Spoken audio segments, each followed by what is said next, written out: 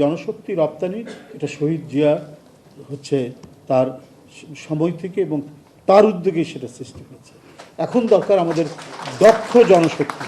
আমরা দক্ষ জনশক্তি যদি আমাদের দেশ থেকে পাঠাতে পারি, সে কোনোদিনই তাকে অযোগ্যতার কারণে ফেরত দেবে না।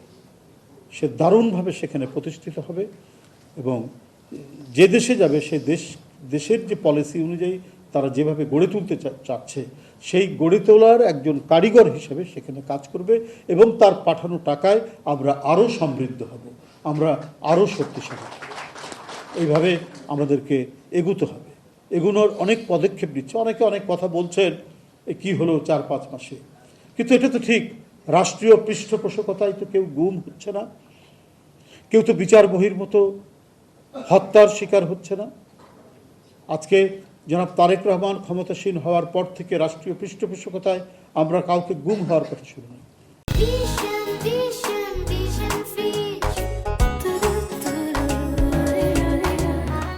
আমরা কোনো বিচার বহির্ভূত হত্যার কথা শুনিনি, আমরা গুপ্ত হত্যার কথা শুনিনি, আমরা টাকা পাচারের কথা শুনিনি, আমরা ব্যাংক লুট করার কথা শুনিনি।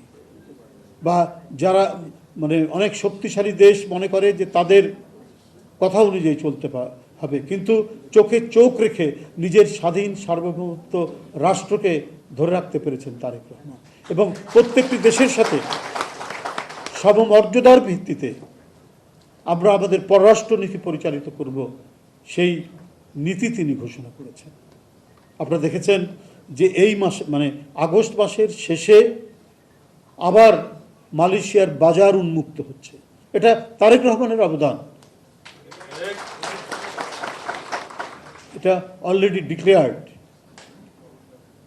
এই পদক্ষেপগুলো এই 4-5 মাসে তিনি নিয়েছেন, অর্থাৎ নির্বাচনের প্রাক্কালে তার যে প্রতিশ্রুতি, তার যে অঙ্গীকারবদ্ধতা, সেটাকে এখন অত্যন্ত সুচারুভাবে সম্পন্ন করার চেষ্টা করছে। আমাদের এই প্রশাসন এগুলো নিয়েই তো করতে হচ্ছে। হয়তো সেখানে থাকতে পারে কিছুটা, নানা থাকে তো রেগুলেশন এবং নানাবিধ আইন কানুনের জটিলতা দিয়ে, কিন্তু সেটাকে অতিক্রম করেই তিনি দ্রুত গতিতে এটাকে নিয়ে যাওয়ার চেষ্টা করছেন।